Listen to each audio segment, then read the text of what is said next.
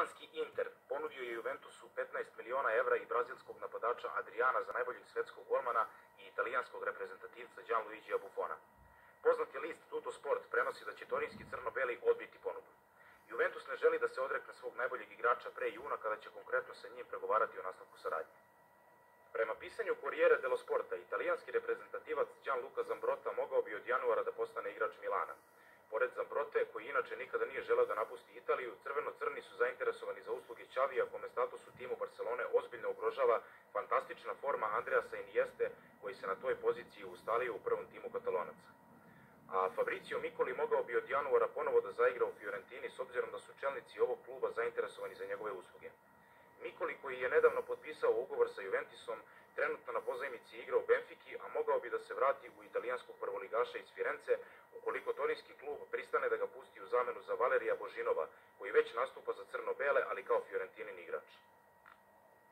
Posle brojnih špekulacija o odlascima pojedinih fudbalera Barcelone, upravni odbor katalanskog kluba oglasio se saopštenjem u kojem kaže da će po svaku cenu zadržati četvoricu najboljih igrača: Ronaldinha, Eto'a, Iniestu i Mesija, koji će najverovatnije potpisati nove ugovore pre kraja sezone. Ovom prilikom uprava Barcelone pohvalila je odlične partije mladog veziste i španskog reprezentativca Andreasa Inieste i najavila da će mu ponuditi odlične uslove za nastavak saradnje, imajući u vidu da je Milan već duže vreme zainteresovan za njegove usluge. Diario Sport prenosi da bi Ronaldinho već u januaru mogao da potpiše novi ugovor po kojem bi zarađivao 8,9 miliona evra godišnje. Njegov brat i ujedno menadžer Roberto De Asis razgovarao je sa predsjednikom Laportom i napomenuo da će u skorije vreme dogovor biti postignut. A madridski Real dogovorio je sve uslove oko prelaska veziste Boca Juniors Gaga u redove kraljevskog kluba.